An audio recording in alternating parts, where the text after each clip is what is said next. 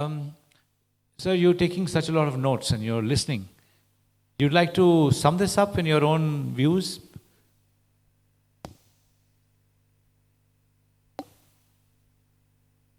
There are few points, not much, that I am supposed to answer here.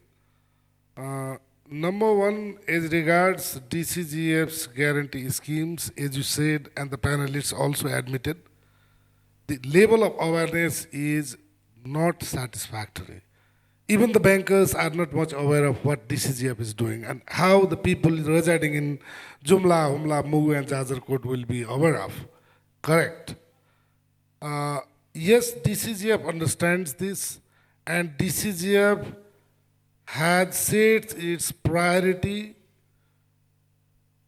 and is coming up gradually with various awareness campaigns. And today we have been assembled here to deliberate on basically the role of DCGF in sustainable financing. And you should consider this forum as part of DCGF's awareness campaign, right? This is one thing. And the other thing, as Govindaji said, for promoting sustainable financing, if DCGF comes up with individualistic guarantee product, it would be beneficial for the banks to create additionality based on specific borrowers. Yes, as of today, if you ask me, we don't have individualistic guarantee product, but DCGF has recently been able to amend its existing regulation, and there is a clause clearly inserted that will enable DCGF's board to formulate any credit guarantee schemes, including individual guarantee schemes. So, way forward, rest assured, DCGF will at least come up with some of the products to take care of the needs of individual SME. And another important aspect to promote especially the green financing and sustainability, DCGF has a plan to announce changes in its existing guarantee products, right?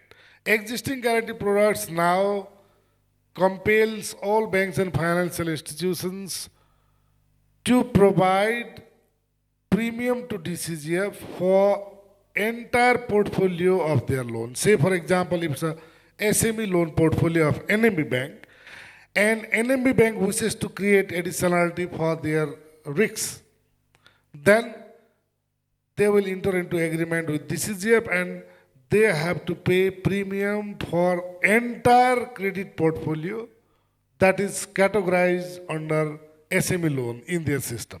So it becomes not that much affordable for banks to subscribe to our membership. So we understood this, and based on the popular demand of banks like NMB, Global, and all other banks, what we have done now is there is amendment in the rules, and the rule now clearly allows DCCF to accept segmented portfolio guarantee as well. If certain SME segment loan is categorized as, say, green SME loan, that green portfolio alone can be secured. If there is, say, for example, women entrepreneurship SME loan, that particular portfolio can be secured. So this way, we have made amendment, and very soon we will be coming up with these schemes as well. As I said, the objective of today's session was to deliberate on what should be the role of, as we understand, the SMEs financing, that too especially sustainable financing in Nepal, is not satisfactory. All the panelists, I think, have agreed to this fact. And the objective is to how we can improvise the climate, how we can improvise the whole ecosystem so that the sustainable financing to MSME could grow. This is priority of the nation. As I said, this is the priority of the government in its 5-year plan as well. So as a credit supplementation agency, DCGF has very, very less thing to do. We just come up with guarantee products. At the most, we can come up with smart and innovative guarantee to encourage banks to promote sustainable financing. That's it. But there are many other aspects. These aspects either fall under the domain of regulator or under the domain of the government or under the domain of SMEs themselves or banks and financial institutions. For that, they have to take care of. Thank you. Thank you, Rameshi. I think that's good comments. We've had over an hour of good conversation and discussions. I hope all of us have learned. I have. And there are a lot of takeaways that we can take from June from Korea and from Sandeep ji from India. At this point of time, I'd like to close this part of the conversation. I really want to thank all the panelists, those who have traveled domestically and those who have traveled internationally to come and share with us. A big round of applause for them, please. Thank you. Thank you very much. And with your permission, Rameshi, we will close this.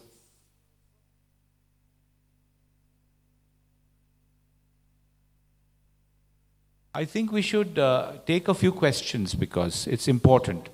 The topic is very interesting. Can we go around if there's any questions, ma'am? Hand this mic over to them.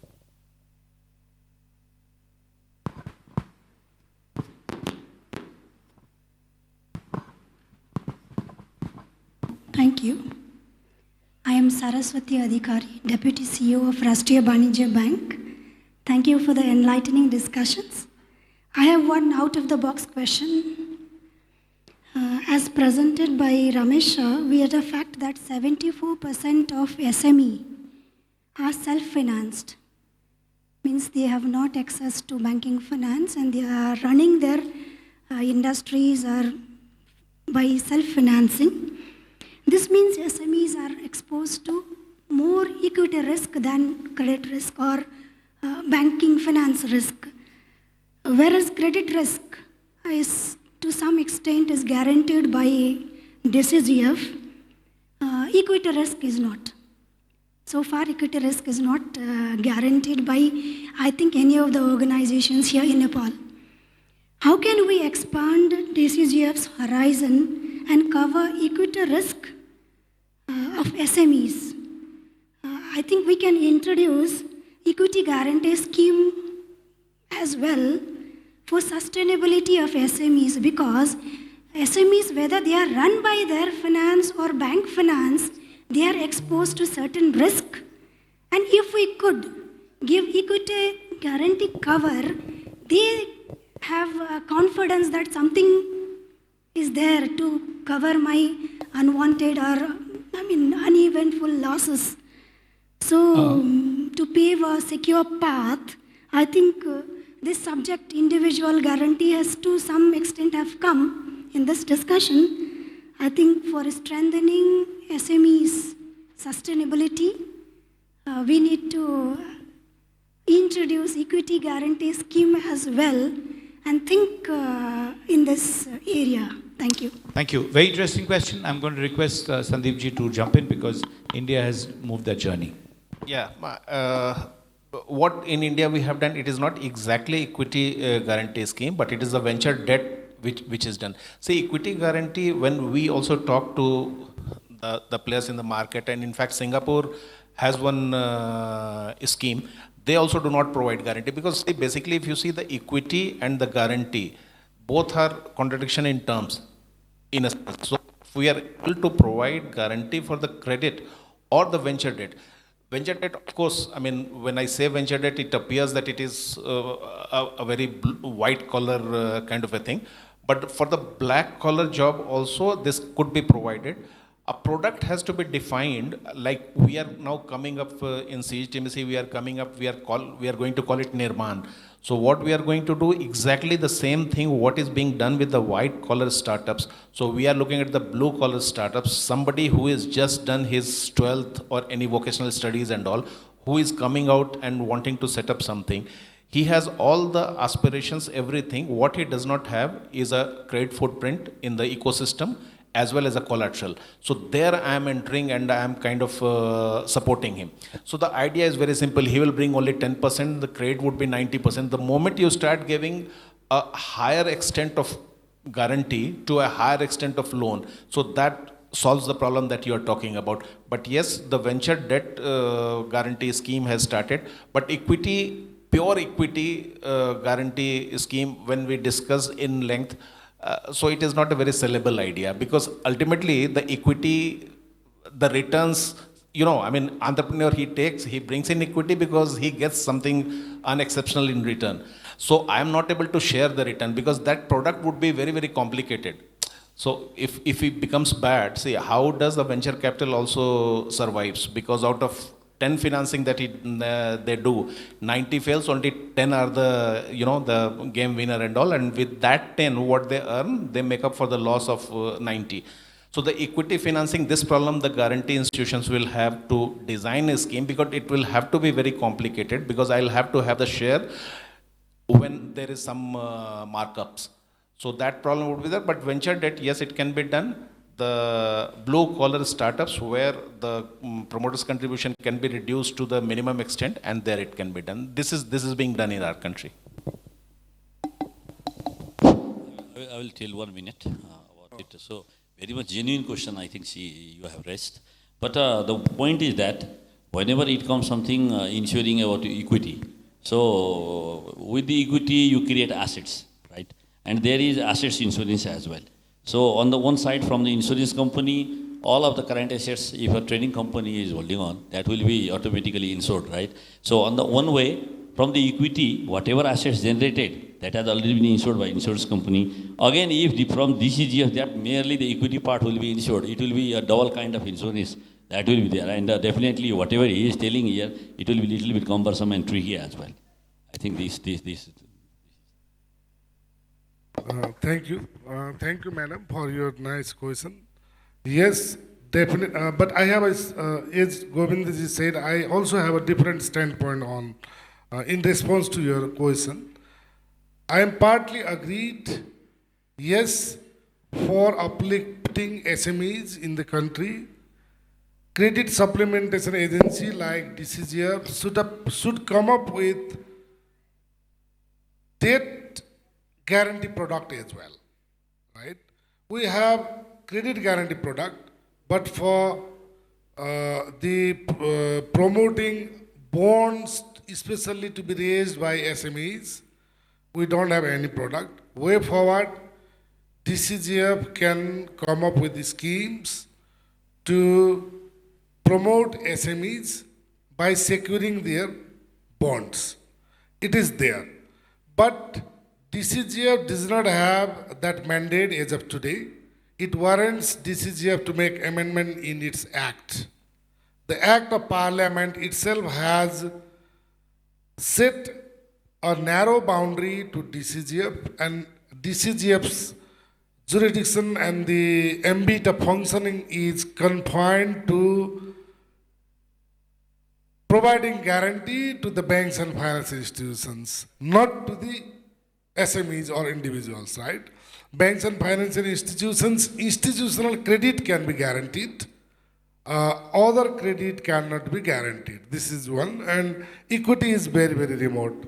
For equity, if you see the nomenclature of DCGF, DCGF itself is Deposit and Credit Guarantee Fund. So, providing guarantee for equity, I think it does not fall within the ambit and of functioning of credit supplementation agency like DCGF. Yes, I agree. There should be some other agency that could provide guarantee to SMEs equity. Separate guarantee institution can be there for providing equity guarantee, I guess. Thank you, Rameshji. Can we have one more question, please?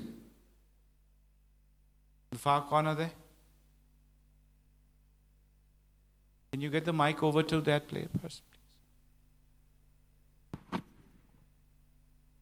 Good afternoon, everybody. My name is Anjan Pandey. I'm from Asian Development Bank. Very interesting discussion, but my problem is, I have a pipeline project on MSME development in Nepal in my pipeline. If I go to the government, the first question is, show me the evidence that MSME is making contribution to the economy, that it has reason to that scale where I can be really saying that this has a particular sector or subsector is becoming a driver of the economy. How should we see the evaluation of these schemes? How should credit guarantee schemes should be evaluated? That's my question, because that will help me develop the product. Thank you. So just context, Sandeep ji, you can do, this is a ADB program for accelerating SME investments. So, see, in our country, the contribution of MSMEs are very, very well established, and it is, as you said, how to measure it. So you can measure it in so many things, its contribution to GDP, contribution to export, and most importantly, in a highly populous country like us, the contribution to the employment.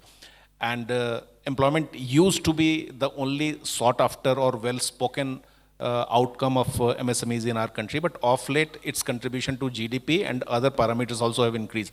So much so that it is widely believed, and rightly so, that the $5 trillion economy, that the dream that is being seen in our country by 2025 will have that. So everybody is clear that it is not going to happen through the Ambanis or the Adanis. It has to happen through the MSEs. So that's why MSEs have captured the center stage as on date in our country. I don't know if that's answered your question, but I think there is enough body of evidence which talks about MSME. I understand your programs, but I'm surprised also that you're getting that kind of a quip back from authorities that demonstrate that this sector that you have chosen is what Nepal needs. I think there's a modern circumstantial evidence available. But maybe an offline conversation with Ramesh to figure out, because ultimately their lenders are going to be the omni-channel approach of CAT A, B, C, D, depending on who is going to put the money out. You will have to take a cover under that. And the way I can answer is we normally work with a couple of partner banks, which are well embellished in that sector or have a geographical coverage in that. And through that, you can get a partial risk coverage from DGCF. I don't think we still have answered your question, but we'll move on. Any other question?